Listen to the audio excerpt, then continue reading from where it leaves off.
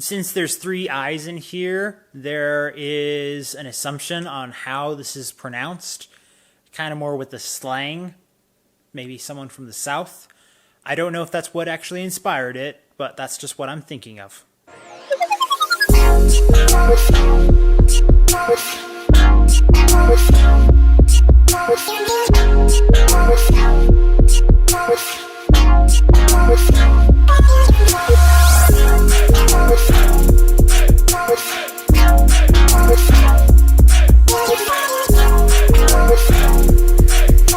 Welcome back to Y.E.S, everyone. Today we're talking about Hope for Sale, the debut album released by Chiiild. This is the debut album from this Canadian band that formed in 2017, and they are a self-described experimental soul band. And while I can understand that idea conceptually, the sound that my brain encapsulated, that my brain transcribed before hitting the record button to this video, was big city, grim sky in the autumn vibe.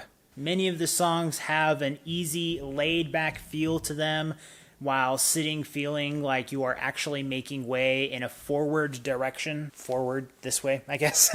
So essentially, there isn't really a drag to it, but it is a listen that is appropriately casual for really any setting with this album. The album definitely has a dark production angle, but it isn't forceful. Its aforementioned experimental motive allows the gloomy yet sufficiently light penetrating cloudiness to maintain a not bright pop sound. This allows for a large number of moments that feel normal to everyday city or suburban life during the fall season. While I normally love instrumental breaks, in this album, there are a solid handful here, but they don't always take advantage of the idea of what these breaks could do to fill in the void to fulfillment that many songs benefit from additional musical creativity that completes any of those particular tracks that break away momentarily from the vocals. Another thing that I found puzzling in a handful of tracks here, some of the songs don't necessarily feel like they are ending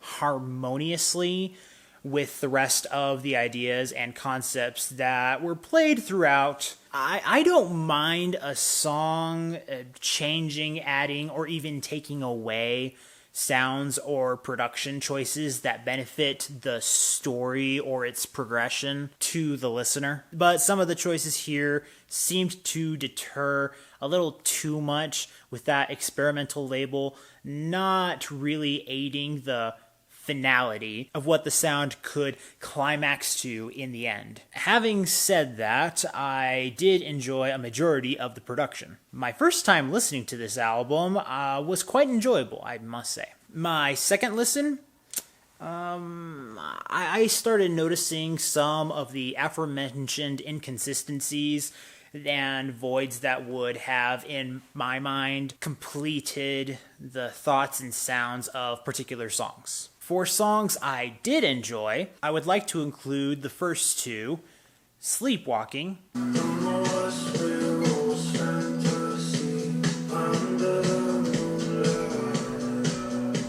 and Holding On Till We Get There.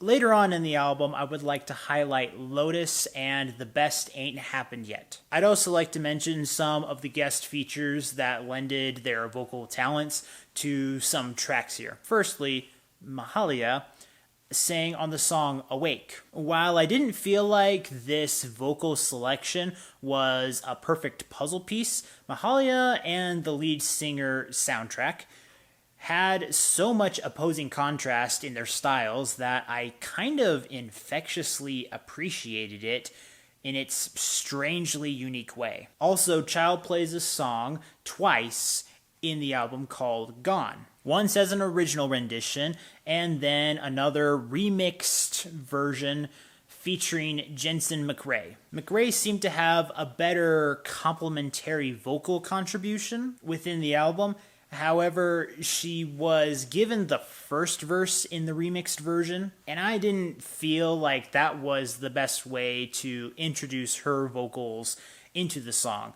Something just felt off, as in we were passing the song along to her instead of making it a combined effort between these two artists. In addition to the vocal comments for this song, there was a production vocal idea Chiiild was trying to incorporate in both renditions of the song using the title track word gone that I would give credit makes sense in theory, but it ended up making the song sound like it had some musically flat sounds in it. This idea was also true for one or two other songs that I can recall now, actually. Lastly, I would like to mention the song 13 Months of Sunshine as a pure instrumental song. I was excited for this because it had a late night dark funk feel to it, but this song also suffered from that experimental ending flop I feel some of the songs just didn't need here. But if any of you have listened to the album, let me know what you think. Maybe you think it's musically creative, maybe not. I've mentioned where I think I lie, so yeah, just let me know what you think. With all that being said, here are my album category grades here, and having these in mind, how would I recommend this album?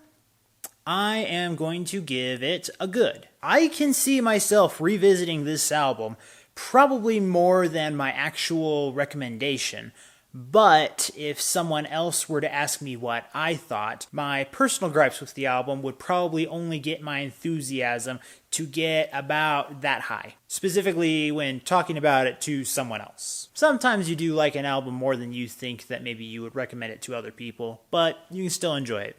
That's kind of where I land with this album right now. But that's all I got for you guys today. Thank you so much for watching. Be sure to follow me in my social media links down in the description below and insert call to action graphics here. Booyah. Didn't see that one coming now, did ya?